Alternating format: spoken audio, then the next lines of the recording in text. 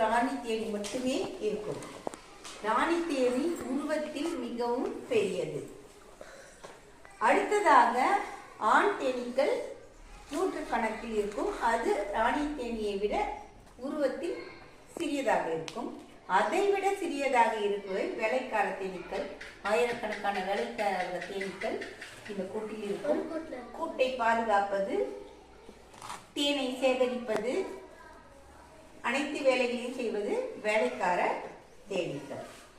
தேனீ வளர்ப்பு ஒரு மிகச்சிறந்த ஒரு தொழிலாக மாறி வருகிறது. தேன் கெடாத ஒரு பொருள்.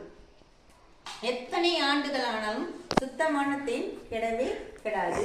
மருத்துவத்திற்கு மிகவும் பயன்படக்கூடிய ஒரு பொருள் தான் தேன். சத்தான ஒரு நல்ல ஒரு இயற்கை உணவு.